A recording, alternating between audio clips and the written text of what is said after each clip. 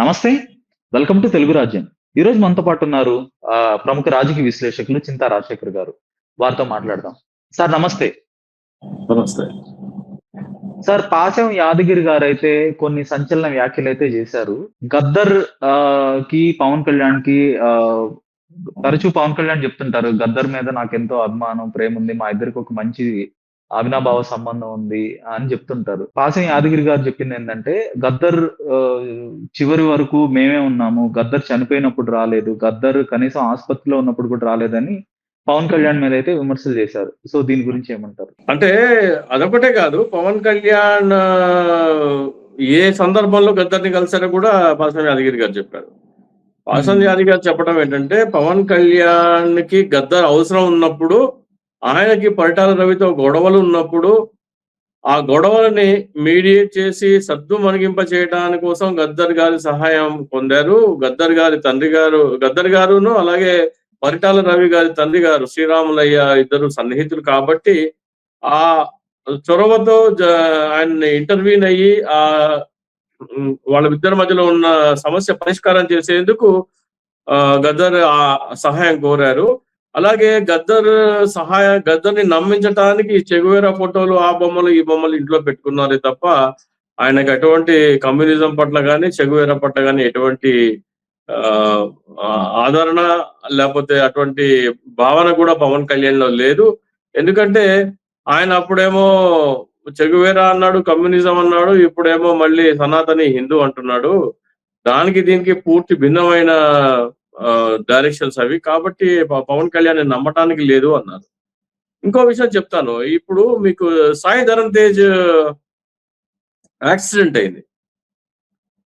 Sai Dharam Tej accident అయితే ఒక అతను పవన్ కళ్యాణ్ ముస్లిం కుర్రోడ్ పేరు ఏదైనా గుర్తు రావట్లేదు కానీ అతనితో మాట్లాడాను. అతని ఫోన్ నంబర్ కూడా నా దగ్గర ఉంది. సో ఈ ఫోన్ లోనే ఉంది. సో అతను పవన్ కళ్యాణ్ ఏమన్నారంటే, సాయి ధరమ్ తేజ్ ని కాపాడి ఆ అంబులెన్స్ లో హాస్పిటల్ పంపించిన వ్యక్తిని నేను గుండెల్లో పెట్టుకుని చూసుకున్నాను అన్నాడు. అతను నంబర్ సంపాదించేలాగలా నేను అతనితో మాట్లాడాను. మాట్లాడే పవన్ కళ్యాణ్ కలిసావా అంటే, పవన్ కళ్యాణ్ నాకు ఫోన్ చేయలేదు, నన్ను కలవలేదు అని చెప్పాడు.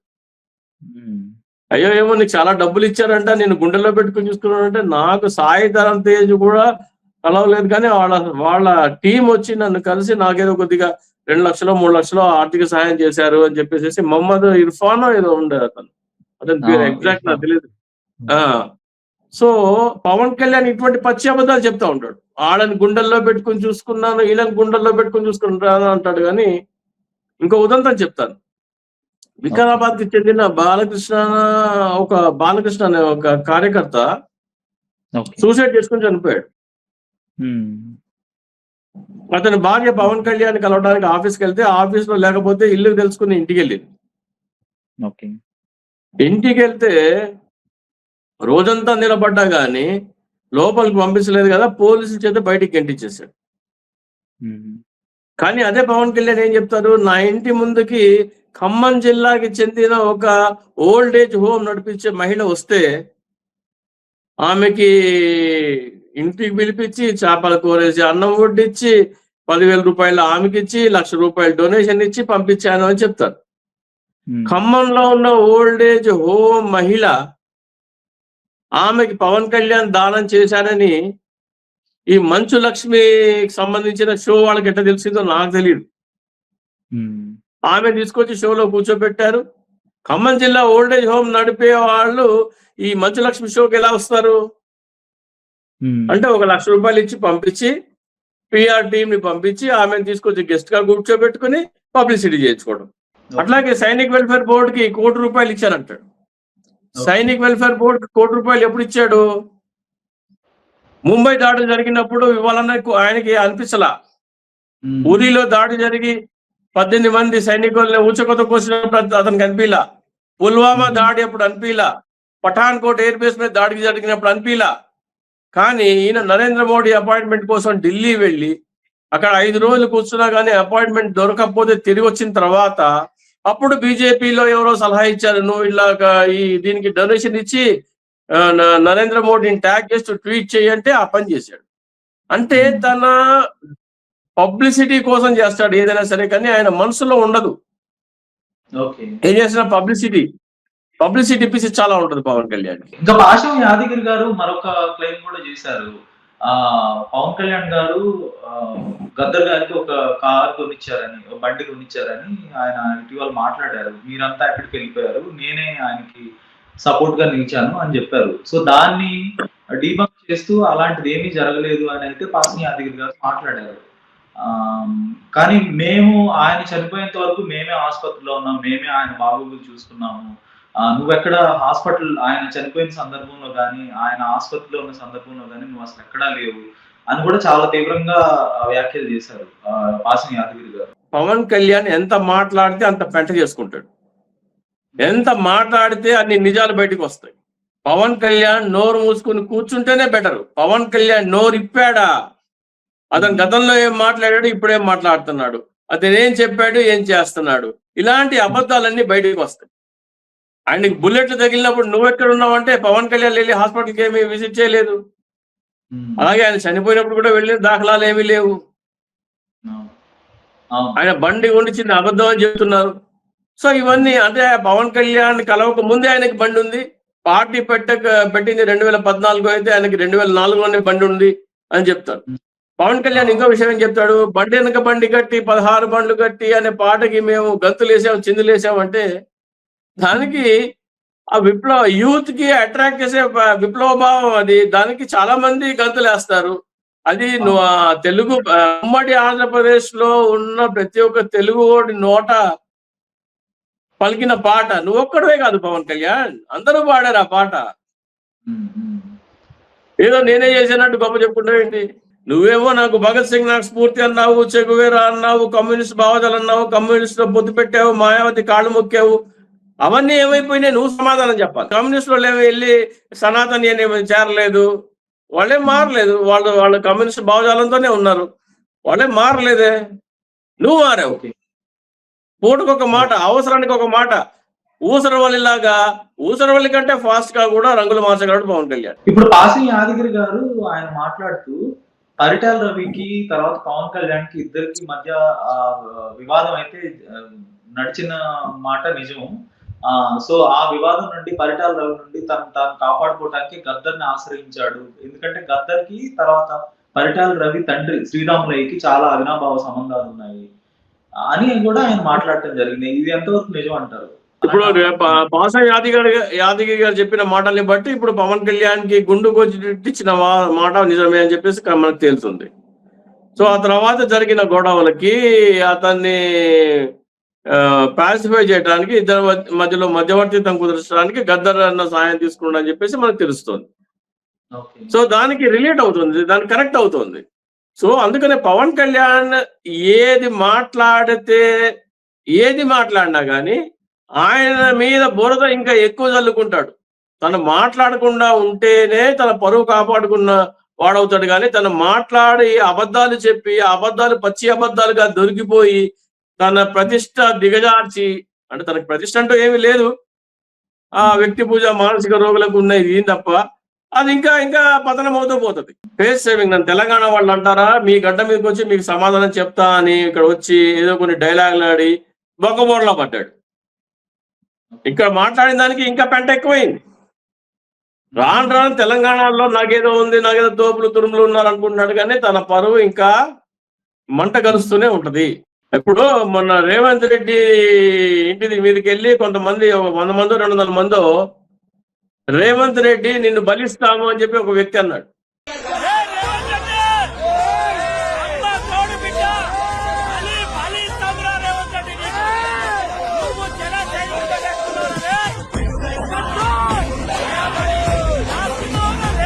ఒక రాష్ట్ర ముఖ్యమంత్రిని పట్టుకొని రేవంత్ రెడ్డి నిన్ను బలిస్తావు, నువ్వు జన సైనికులతో పెట్టుకున్నావు అంటే పవన్ కళ్యాణ్ జిహాదీలను తయారు చేశాడు.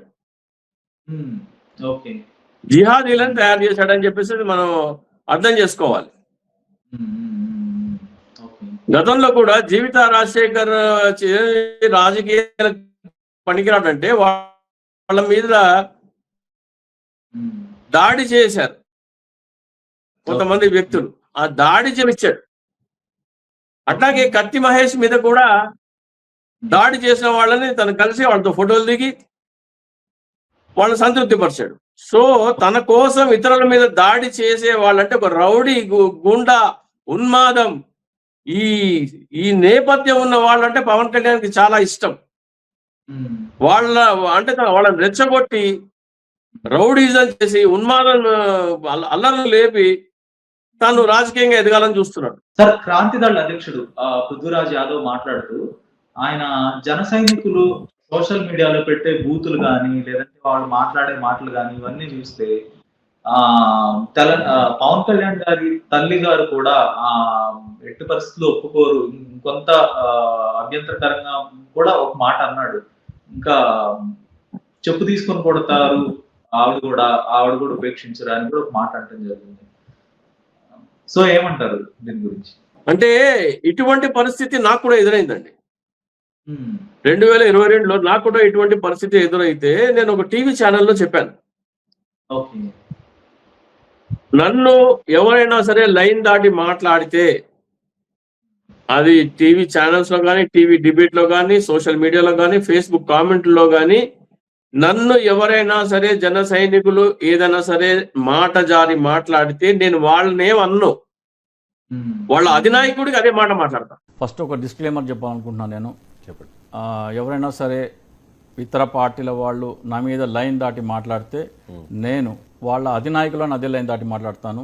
సో వాళ్ళ నాయకుల్ని తిట్టించుకోదలుచుకుంటే నాతో లైన్ దాటి మాట్లాడండి. మీ అధినాయకుడిని మీరు తిట్టించాలనుకుంటే నన్ను తిట్టండి, నేను మీ అధినాయకుడిని తిడతా.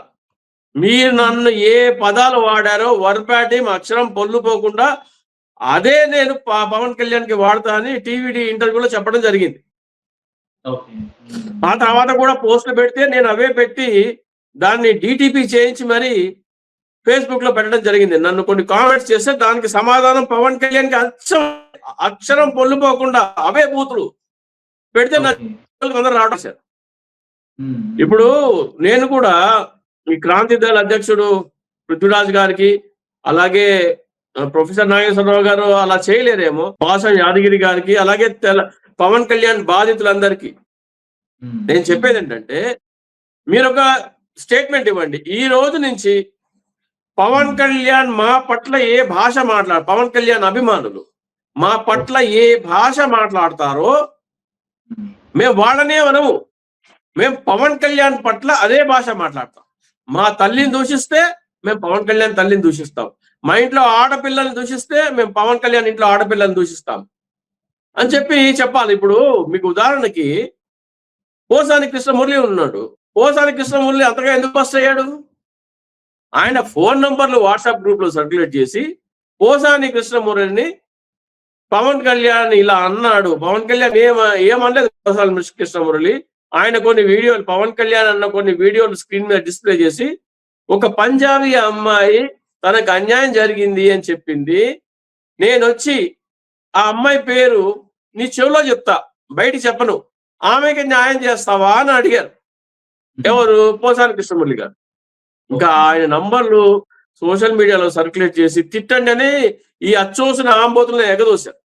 ఆయన బర్స్ట్ అయ్యి టీవీలో ప్రెస్ మీట్ పెట్టి తిట్టాడు. ఆయన చేయాల్సింది ఏంటంటే, పవన్ కళ్యాణ్ గారు మీ ఉన్మాదులు నన్ను ఇలా తిట్టారు, మీ ఉన్మాదులు మరోసారి ఇలా తిట్టకుండా ఉండాలంటే ఏం చేయాలంటే, మీరు వాళ్ళు నన్ను తిడితే నేను మిమ్మల్ని తిడతాను అని వాళ్ళకి తెలియాలి.